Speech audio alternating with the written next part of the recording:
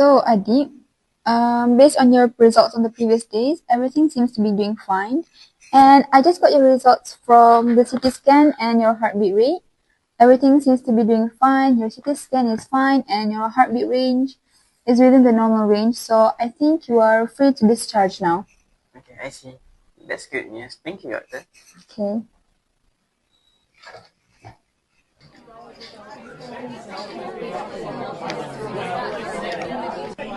Mr. Adi? Yes. You can sign here.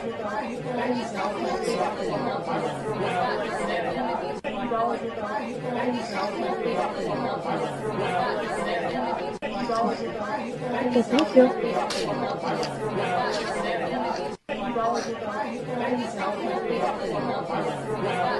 Nurse, Yes, doctor? is this Dr. Asha's patient with headache? Yeah. No, this can't be. This can't be. Where is he right now? He just left.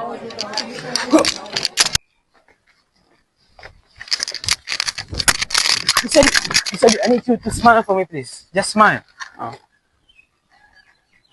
Okay, can you lift both of your arms above your head like this? Why? What's happening? I think this patient having a stroke. We need stretch out here. Start. Can you repeat after me? The dog chased after the cat. The dog? Cat? Oh my god, no. Mr. D, I need you to lay down over the curb, please.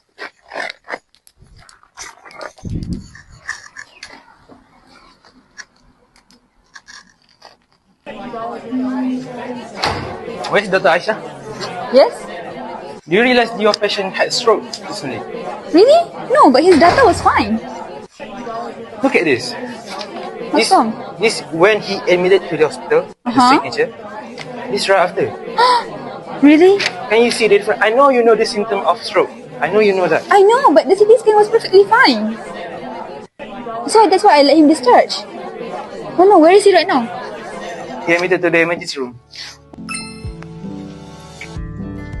Hi guys, do you know that stroke is the third leading common diseases in Malaysia and could also causes death? So, stroke is a serious medical condition where the blood supply to our brain is reduced or interrupted, which also means that the brain does not receive the oxygen and nutrients it needs. So when this happens, the brain cells in our brain will die more quickly and will cause more harm to our movements, speech, and memory. Okay, now me and Mimi will be explaining to you the symptoms of stroke. The first one is you will feel sudden numbness and weakness at half of your body. For example, in the video that we demonstrated earlier where patient Adib could only smile with half of his face and only lift one hand. What about the other symptoms? Mimi? If any of you got an age more than 1 week, you should go to the hospital to get emergency treatment. Other than that, if you guys see from the first clip about patient Adib has trouble speaking, which is has unable to speak properly, or forming center, even you know what you want to say. Let easily give a diagnosis about stroke. I'm going to talk about diagnosis. What will the doctor do in order to identify the patients having stroke? First, they will run the FAST method. F, face. A, arms. S, speech and T, time. If there is any abnormalities in this kind of method, thus from the doctor will know that the patient is having stroke.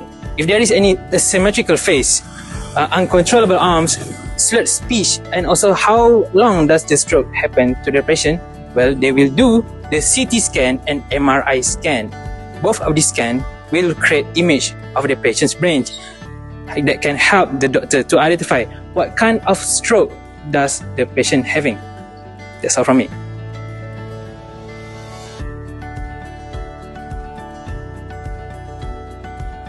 The causes of ischemic stroke can vary, but the most common and the most discussed one would be thrombosis. Thrombosis is the formation of blood clot in the arteries of the brain, but embolism can also carry that blood clot towards the artery of the brain from elsewhere.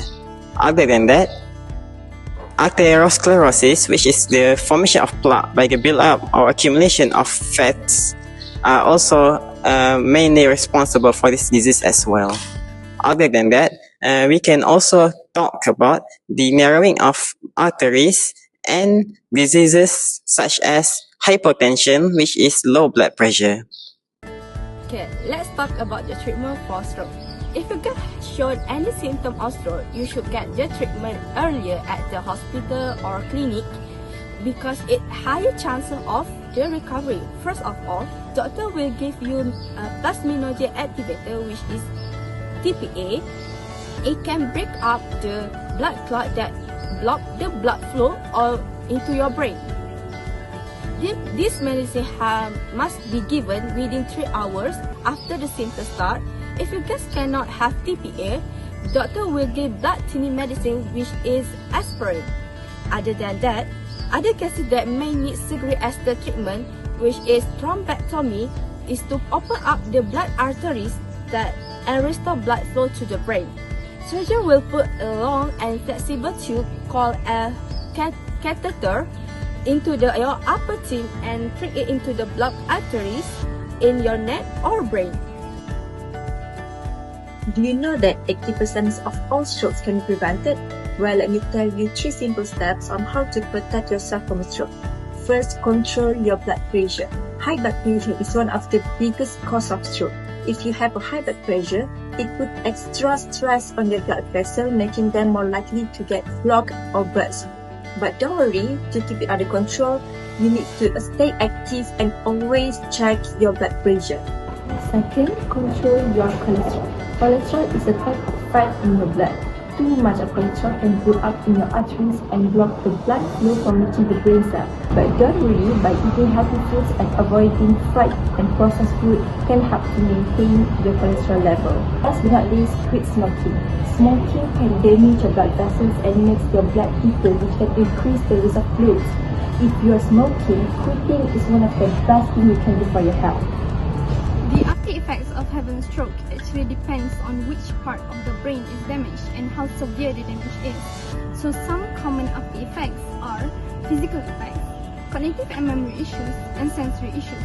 So for physical effects, the patient tends to be paralyzed on only one side of their body, or also called as hemiparesis. This could also lead to fatigue and loss of balance while doing everyday activity, such as walking. Next is cognitive and memory issues.